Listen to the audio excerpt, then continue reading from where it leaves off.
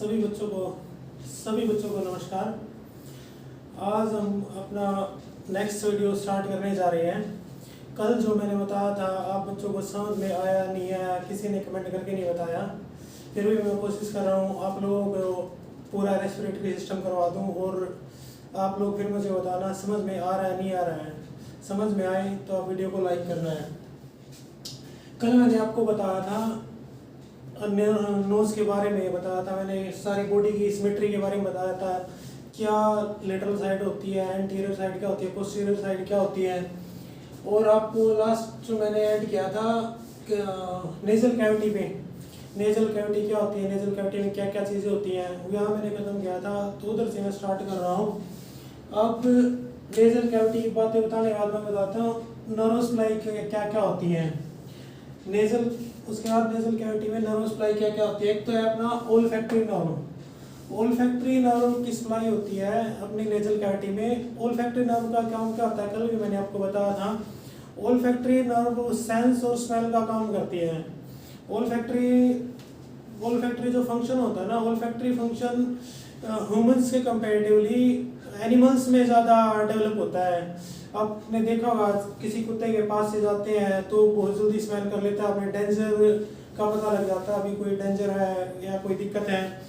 बेशक जानवर सो रहा हो उसको तो भी पता लग जाता है। इसलिए ओल्फैक्टरी सेंस है ये एनिमल्स में ज़्यादा डेवलप है कंपैरेटिवली टू ह्यूमंस। इसके बाद साथ है एंटीरियर एथिमोइड नर्व। एथिमोइड अपनी एक बोन होती है, मैंने कल भी आपको बताया था, आपसे पूछा भी था, आप सभी को सारी हड्डियों के नाम याद है या नहीं है। एक एथिमोइड बोन से निकल के आती है, ये एथिमोइड नर्व होती है। इसके बाद होते हैं नेजोपैलेटाइन नर्व। मैंने बताया था एथिमोइड नर्व है, जो एथिमोइड नर्व है ये अपने नेजल कैविटी का रूफ बना रही थी। ये रूफ बना रही थी एंटीरियर साइड से, मतलब आगे की तरफ से, और ऊपर से आगे वाला हिस्सा जो अपना नेजल कैविटी का ये वाला हिस्सा एथिमोइड बोन बना रही थी। और पीछे मैंने बताया था पीछे कवरिंग स्फीनोइड बोन कर रही थी। इसके पश्चात आपको मैं कुछ इंपॉर्टेंट बातें बताता हूँ। जैसे मैंने आपको बता दिया था कल नेजल सेप्टम क्या होता है।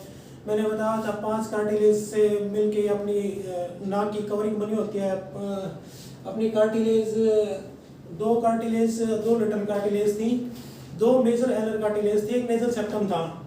नेजल सेप्टम के बारे में बताता हूँ। नेजल सेप्टम चीज़ क्या होती है। नेजल सेप्टम ये अपनी नोज है, जैसे ये नोज मैंने बना रखी है पहले ही। ये नोज के बीच में जो लाइन होती है इसको हम नेजल सेप्टम बोलते हैं। नेजल सेप्टम में क्या होता है, आप लोगों ने सुना होगा, बहुत बच्चे लोग कहते हैं हमारे बच्चे की नाक की हड्डी बढ़ रही है, हम ऑपरेशन कराना पड़ेगा, डॉक्टर ने सर्जरी के लिए बोल दिया है। नेजल सेप्टम डेविएट हो जाता है। ये मोस्टली तो राइट साइड डेविएशन होती है नेजल सेप्टम में, लेकिन डिपेंड करता है किसका लेफ्ट साइड है किसका राइट साइड है। मोस्टली राइट साइड ही मिलती है नेजल सेप्टम में डेविएशन। नेजल सेप्टम में डेविएशन का मतलब क्या है, अपनी नाक है, नाक में बिल्कुल सीधा ये 2 हिस्सों में बटी हुई है नाक, ऐसे ये देखो इधर ये 2 हिस्सों में बटी हुई है, एक ये हो गया एक ये हो गया, ये बीच में नेजल सेप्टम है। कभी कभी क्या होता है ऐसे करके हो गया, इधर से चोंच बाहर निकलाई, ये क्या है नेजल सेप्टम टेढ़ा होने से नाक का एयरवे का रास्ता ब्लॉक हो जाता है कभी कभी, जिसके कारण डॉक्टर को ऑपरेशन करवाना पड़ता है। डॉक्टर ऑपरेशन करता है, ऑपरेशन के बाद इसका डेविएशन को ठीक किया जाता है। इसके बाद बताता हूँ आपको डाउन सिंड्रोम क्या होता है। ये चीज़ें मैं बता रहा हूँ आपको, यही चीज़ें आपको आगे जब आप क्लिनिकल में जाओगे, जाके सीखोगे, पेशेंट को देखोगे, ये चीज़ आपको पता लगेगी डेविएशन कैसे कैसे नेजल सेप्टम में डेविएशन है। आप कभी एक्सरे कराओगे, बोलते हैं जैसे किसी लोग बच्चे को जुकाम हो गया है बार बार, तो डॉक्टर कई बार नाक की हड्डी बढ़ रही है तो उसका एक्सरे करवाते हैं। एक्सरे में देख के बोल देते हैं इसकी हड्डी बढ़ी हुई है। आपको ये नहीं बोलते लेफ्ट साइड बढ़ी हुई है राइट साइड बढ़ी हुई है, वो नेजल सेप्टम की डेविएशन होती है हमेशा। इसके बाद है डाउन सिंड्रोम। डाउन सिंड्रोम का मतलब है, जैसे कल मैंने आपको बताया था, ये अपना नोज की टिप है, ऊपर अपना रूट है, बीच में डोर्सम है। जो डोर्सम वाला एरिया है, डोर्सम वाला एरिया अभी तो सबका उभरा हुआ होता है, ऐसे किसी किसी का चपटा होता है, कंप्रेस होता है। जब डोर्सम एरिया कंप्रेस हो तो उसको बोलते हैं हम डाउन सिंड्रोम। ये बहुत ज़्यादा टाइम तो इंजरी के बाद होता है, किसी को इंजरी हो गई है, नाक पे लग गया है, इंजरी के बाद वो ऐसे फैल जाती है, इसको ऑपरेशन तो करते ही नहीं है, स्पॉट देते हैं, सिर्फ फैल जाती है, इसको हम डाउन सिंड्रोम बोलते हैं। मैं आप सभी बच्चों को समझ में आ रहा होगा, अगर समझ में नहीं आ रहा तो कृपया मेरे को कमेंट करके बताएं आपको क्या कमी लग रही है, क्या समझ में नहीं आ रहा है।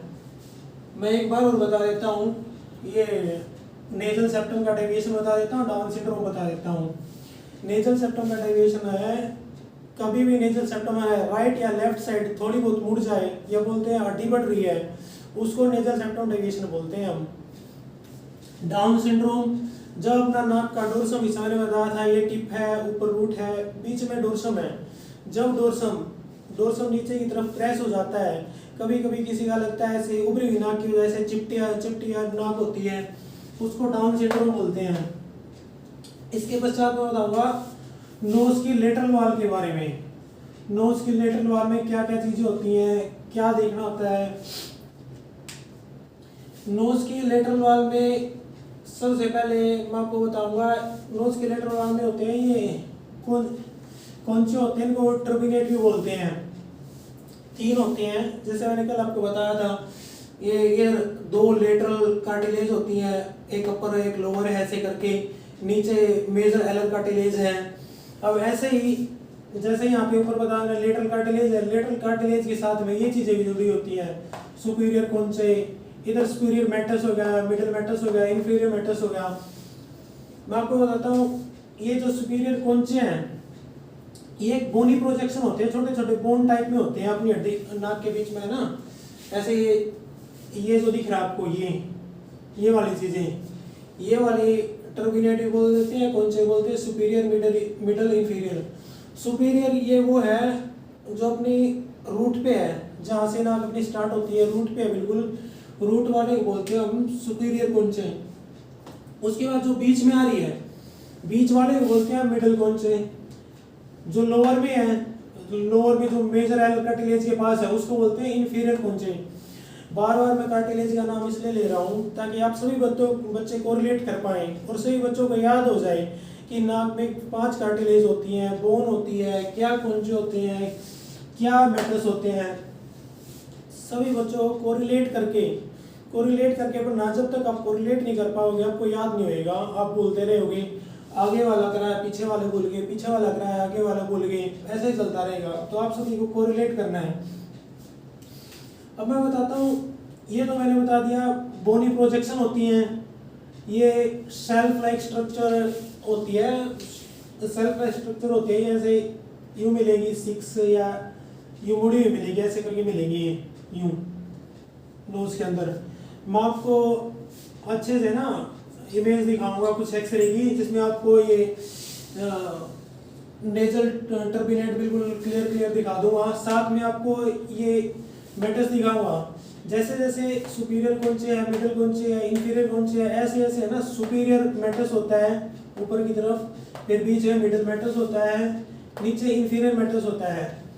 ये वाली तो मैंने बता दिया बोनी प्रोजेक्शन होती है अपनी, ये बोनी प्रोजेक्शन होगी।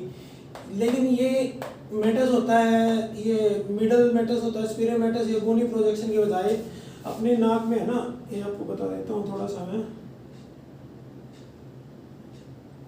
इधर अंदर से बिल्कुल सीधी नहीं होती है, ऐसे यूँ थोड़ा थोड़ा स्पेस होता है, यूँ करके थोड़ी मुड़ी हुई होती है ऐसे करके। जो स्पेस होता है ना, बीच वाला स्पेस तो कहलाता है अपना मिडल मेटस कहलाता है, नीचे वाला अपना इंफीरियर मेटस कहलाता है, जो ऊपर वाला है रूट वाला है वो सुपीरियर मेटस कहलाता है। अब बात आती है सुपीरियर मेटस के बारे में डिस्कस करने की। आप सभी बच्चों को समझ में आ रहा है? अगर समझ में नहीं आ रहा है तो आप मेरे को बताओ क्या समझ में नहीं आ रहा है। तो मैं आपको बताने वाला था इस सुपीरियर मेटस के बारे में। सुपीरियर मेटस में अपना है ना, ये क्या होता है, जैसे ये होगा अपना सुपीरियर मेटस। सुपीरियर मेटस आपको मैंने बताया अभी, ये खाली स्पेस होता है, ये जो टर्बिनेट होते हैं कौन से होते हैं, ये बोनी प्रोजेक्शन होते हैं, मेटस खाली स्पेस होता है। इस खाली स्पेस में क्या क्या चीज़ होती है, ये नॉर्मली नैरो एयर पैसेज होता है, इसमें से आवाज आती है, रास्ता है एक टाइप का, ये सुपीरियर मेटस है। इसमें है ना अपने पोस्टीरियर एथिमोइड साइनस खुलते हैं, पोस्टीरियर एथिमोइड साइनस खुलते हैं। मेरे को पता है आप लोगों को अभी साइनस के बारे में नहीं पता है, ये जरा सा होने के बाद आपको साइनस के बारे में बहुत अच्छे तरीके से बताऊंगा। साइनस क्या चीज़ होती है, कैसे दिखती हैं, आपको तरीके से बताऊंगा मैं। इसके बाद अपना आता है मिडल मेटस। मिडल मेटस में अपना फ्रंटल साइनस खुलते हैं, मैक्सिलरी साइनस खुलते हैं, एंटीरियर और मिडल एथिमोइड साइनस खुलते हैं। अपना एथिमोइड साइनस है ना, ऐसे एंटीरियर, मिडल और सुपीरियर ऐसे करके होता है। तो मिडल मेटस के अंदर फ्रंटल साइनस और मैक्सिलरी साइनस, साथ में एंटीरियर और मिडल एथिमोइड साइनस खुलता है। ये इससे कंपैरेटिवली सुपीरियर मेटस से कंपैरेटिवली मिडल मेटस है ना, इसमें स्पेस ज़्यादा होता है, लार्ज पैसेज होता है। जैसे आपको देखने से पता लग जाता है इधर से ना अपनी पीढ़ी है, छोटी है, यहाँ के थोड़ी सी खुल जाती है, यहाँ के थोड़ी सी और खुल जाती है। इसके कंपैरेटिवली ये वाला मेटस ज़्यादा बड़ा होएगा, इसके कंपैरेटिवली ये वाला ज़्यादा बड़ा होएगा। फिर तीसरे नंबर पे आ जाता है अपना इंफीरियर मेटस। इंफीरियर मेटस में नेज़ोलैक्राइमल डक्ट खुलती है। ये अपना सबसे लार्ज मेटस होता है, सबसे ज़्यादा स्पेस होता है यहाँ पे। उम्मीद कर रहा हूँ आप लोगों को समझ में आ रही है। मेरे को लग रहा है थोड़ा सा मैं जल्दी बोल रहा हूँ, इसलिए आपको एक बार फिर से बता देता हूँ। सबसे पहले मैंने बताया नर्व सप्लाई। नर्व सप्लाई में बताया ओल्फैक्टरी नर्व होती हैं। ओल्फैक्टरी नर्व का काम होता है सेंस का काम, सेंस स्मेल करती है, ये ओल्फैक्टरी नर्व का काम होता है। फिर एथिमोइड नर्व होती है, एथिमोइडल नर्व, एंटीरियर एथिमोइडल नर्व। ये बताया था मैंने, एथिमोइड बोन होती है, उधर से होके आती है एथिमोइड नर्व। नेज़ोपैलेटाइन नर्व होती है, मैंने एथिमोइड इसके बारे में बताया था, एथिमोइड बोन के बारे में, कि नोज की रूफ बनाती है, नोज की रूफ बनाती है एंटीरियरली।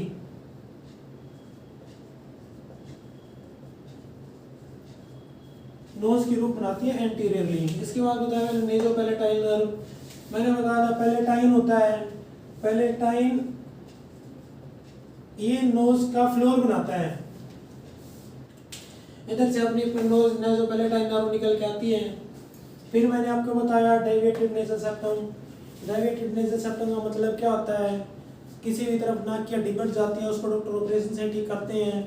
ये अपना नाक का रास्ता ब्लॉक कर देती है, एयर पैसेज में दिक्कत होती है, इसको हम बोलते हैं डेविएटेड नेज़ल सेप्टम। इसके बाद आगे डाउन सिंड्रोम। डाउन सिंड्रोम का मतलब है जब अपना नाक का बीच वाला हिस्सा यानी कि डोर्सम जो कि चिपका हुआ होता है, कंप्रेस हो जाता है, कभी इंजरी के बाद ज़्यादा होता है, उसको बोलते हैं हम डाउन सिंड्रोम। इसके बाद बताया मैंने नोज की लेटरल वॉल के बारे में। लेटरल वॉल में होता है सुपीरियर कोंचे, मिडिल कोंचे, इंफीरियर कोंचे। मैंने बताया ये बोनी प्रोजेक्शन होते हैं। बोनी प्रोजेक्शन का मतलब हड्डी टाइप है। जब हम अपने शरीर की 206 हड्डियाँ गिनते हैं तो ये इंक्लूड नहीं होता। कभी आप बोलो सर ये तो आपने इंक्लूड ही नहीं कराई है। ये बोनी प्रोजेक्शन है, इनको सुपीरियर कोंचे, मिडिल कोंचे, इंफीरियर कोंचे या टर्बिनेट भी कहते हैं इनको। इसके बाद मैंने बताया था जो खाली स्पेस होता है, इधर सुपीरियर मेटस हो गया, ऊपर वाला बीच वाला मिडिल मेटस हो गया, नीचे वाला इंफीरियर मेटस हो गया। आपको समझ में आ रहा है ना, ये नीचे वाला हिस्सा है टिप वाला है जहाँ से अपनी नाक के होल होते हैं, ऊपर वाला है जो फोरहेड से जुड़ा होता है, नाक की रूट है। इसके बाद बताया मैंने सुपीरियर मेटस में। सुपीरियर मेटस में क्या आता है, एथिमोइडल साइनस खुलते हैं। फिर मैंने बताया मिडल में फ्रंटल, एंटीरियर और मिडल एथिमोइडल साइनस खुलते हैं। ये लार्ज पैसेज होता है, ये थोड़ा नैरो पैसेज होता है।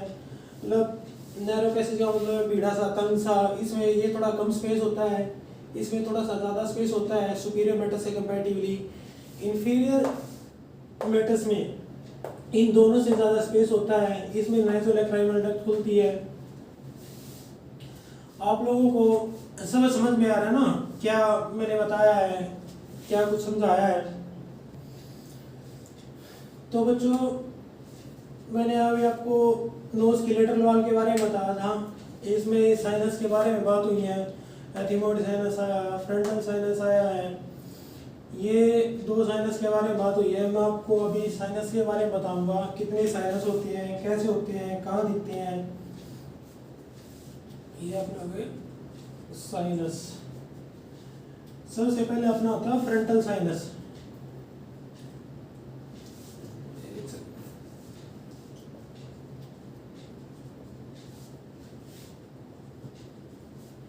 दूसरे नंबर पे अपना होता है एथिमोइड साइनस।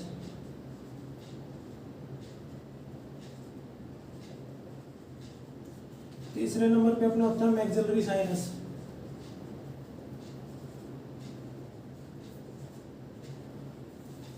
चौथे नंबर पे अपना होता है स्फेनोइड साइनस।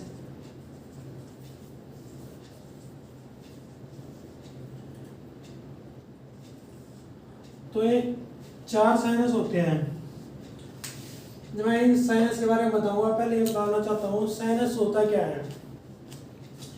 साइनस का मतलब है, आप सभी लोगों ने, बच्चों ने ब्रेन के बारे में, उसके बोन्स के बारे में पढ़ा होगा। शायद आपके टीचर्स ने पहले बताया होगा बोन्स कितनी बोन है, स्कल में कौन कौन सी बोन है। तो फ्रंटल बोन का नाम आपने सुना होगा। फ्रंटल बोन के पीछे जो स्पेस होता है, एयरवेज होता है, खाली जगह होती है। फ्रंटल बोन के पीछे जो खाली जगह होती है उसको हम बोलते हैं फ्रंटल साइनस। ठीक है। उसके बाद एथिमोइड बोन आती है। एथिमोइड बोन के पीछे जो जगह होती है उसको बोलते हैं एथिमोइड साइनस। फिर आती है maxillary sinus. Maxillary sinus, maxilla आपने पढ़ा होगा। मैक्सिला के पास जो मैक्सिला के पास खाली स्पेस होता है, एयर का रास्ता होता है, उसको बोलते हैं मैक्सिलरी साइनस। स्फेनोइड बोन में अपने स्फेनोइड साइनस होते हैं। मैं आप सभी बच्चों को फ्रंटल साइनस बता देता हूँ। फ्रंटल साइनस डायरेक्ट अपने ऐसे बता दे सकता हूँ मैं, जैसे अपना ये फोरहेड है, ये नाक जुड़ी हुई होती है, ऊपर रूट टिप मतलब रूट जुड़ी हुई होती है। रूट के साथ में ही अपना है ना फ्रंटल बोन है। फ्रंटल बोन के जस्ट बैक में अपने फ्रंटल साइनस पाए जाते हैं, इनको फ्रंटल साइनस बोलते हैं। उसके बाद है एथिमोइड साइनस। एथिमोइड साइनस अपने, जैसे ये तो मैंने बता दिया फोरहेड के पास है, इसकी रूट के पास है, बिल्कुल नोज की रूट्स के ऊपर स्टार्ट हो जाते हैं अपना फ्रंटल साइनस। एथिमोइड साइनस अपने आंखों के बीच में इधर ये जो स्पेस होता है यहाँ दोनों साइड, नाक की दोनों साइड अपने एथिमोइड साइनस होते हैं। मैक्सिलरी साइनस ये अपनी चीक होगी, चीक के बिल्कुल नीचे ये जो एरिया होता है, इधर अपने मैक्सिलरी साइनस मिलते हैं। स्फेनोइड साइनस, स्फेनोइड बोन के बारे में कल आपको मैंने बताया था। जैसे मैंने बताया था लेट ऐसे नोज का बनाया था मैंने, इधर बताया मैंने एथिमोइड बोन है यहाँ पे, इधर पीछे स्फेनोइड बोन बताया है मैंने। इधर खाली स्पेस होता है बोन में, उसको हम स्फेनोइड साइनस बोलते हैं। अब साइनस का काम क्या है, साइनस बॉडी में प्रेजेंट क्यों है? साइनस का काम ये है, साइनस सबसे पहले तो मैंने बताया खाली जगह होती है अपनी बोन के पीछे। खाली जगह होने से क्या हुआ, जैसे खाली जगह हुई तो अपने ब्रेन का, अपने हेड का ना वजन कम हो जाता है खाली जगह होने से। आप सभी लोगों को समझ में आ रहा है ना। तो मैंने साइनस के बारे में बताया, ये साइनस कहाँ का प्रेजेंट होते हैं। साइनस के बारे में बताने वाला बता रहा था साइनस होने का फायदा क्या है शरीर में। मैंने बताया था एक तो अपना ये हेड का वेट कम कर देते हैं क्योंकि खाली स्पेस होता है। इसके पश्चात जो एयर आती है फिल्टर होके, नाक से जो एयर आती है अपनी, उसमें ह्यूमिडिटी होती है। एक तो ये ह्यूमिडिटी को खत्म करता है, जो एयर आती है ह्यूमिडिटी को खत्म करता है। जो डस्ट, इसमें म्यूकस मेम्ब्रेन भी होती है,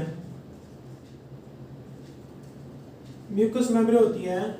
म्यूकस मेम्ब्रेन का काम है जो डस्ट पार्टिकल है उनको चिपका लेती है, उनको बाहर निकालने में म्यूकस के साथ सारे डस्ट पार्टिकल अपने बाहर आ जाते हैं। इसके बाद आपका अपना, जैसे मैंने 3 चीज़ें बता दी आपको, वेट कम हो गया है, ह्यूमिडिटी का, म्यूकस मेम्ब्रेन का।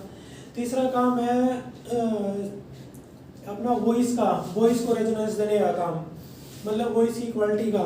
आप कभी भी देखते हो किसी का नाक ब्लॉक है, जुकाम है, उसकी वॉइस भी चेंज हो जाती है, तो नॉइस रेजोनेंस का काम कर देता है, ह्यूमिडिटी का काम करता है। ये साइनस के सारे काम है। इसके बाद मैं आपको बताता हूँ नोज की फिजियोलॉजी के बारे में, कैसे, जैसे नोज का अपना काम है।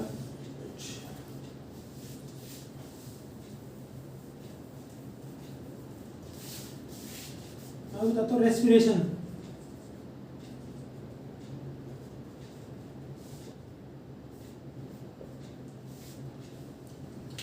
वैसे तो हम सभी के सभी नाक से रेस्पिरेशन करते हैं, लेकिन जब हम छोटे होते हैं, छोटे बच्चे होते हैं, छोटे बच्चे सिर्फ नाक से ही रेस्पिरेशन करते हैं, उनको माउथ से रेस्पिरेशन का पता नहीं होता है। जैसे जैसे ग्रो करता है बच्चा, ग्रो करने के पश्चात उसको पता लगता है, ग्रो करने के पश्चात उसको आदत हो जाती है माउथ से भी सांस लेने लग जाता है बच्चा।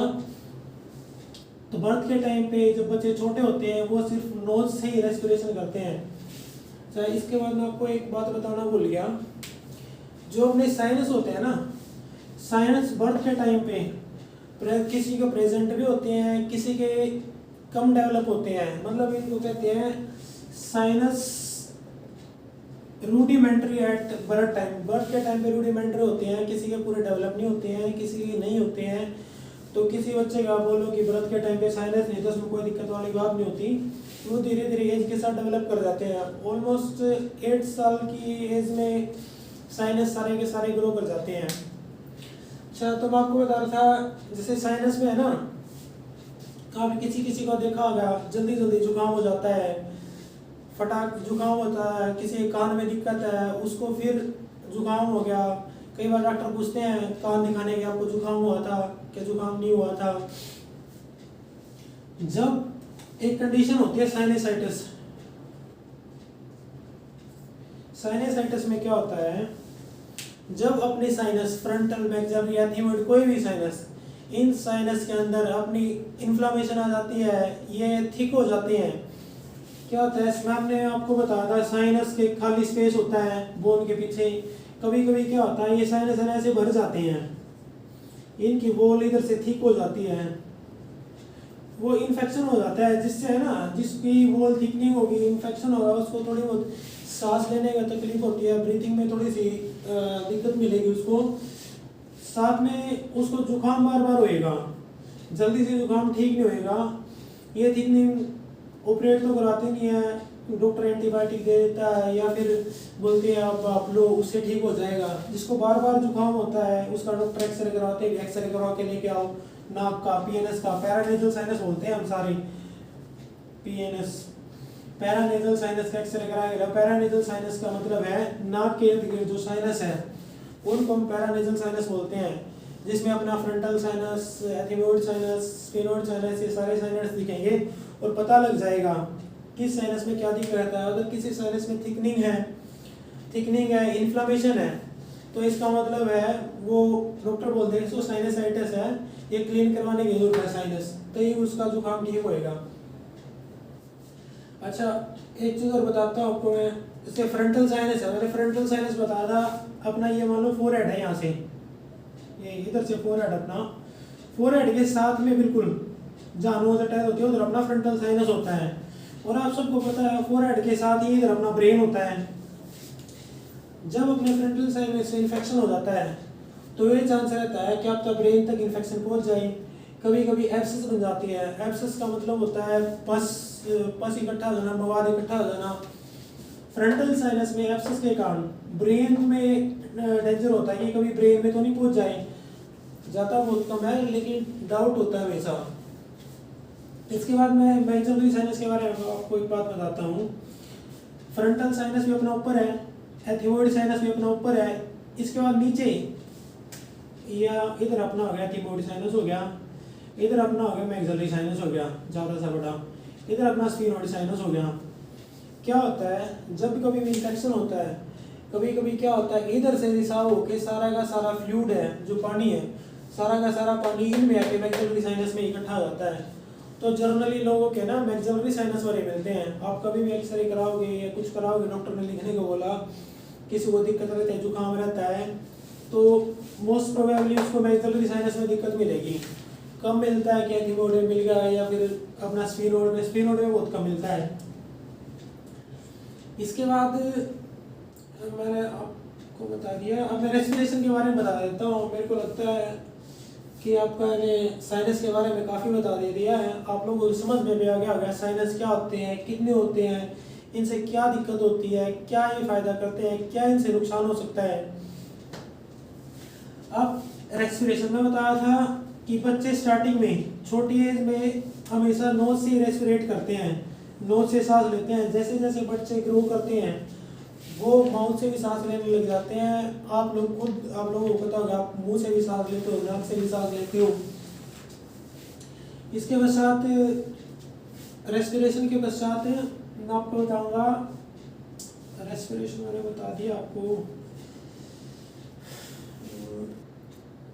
मैंने आप लोगों को रेस्पिरेशन के बारे में बता दिया। इसके बाद बताता हूँ मैं एयर कंडीशनिंग, जो हम एयर ले लेते हैं, इनहेल कर लीजिए जिस एयर को, इसी कंडीशनिंग के बारे में। वैसे मैं आपको पहले ही बता चुका हूँ कि इम्यूनिटी को चेंज कर देता है।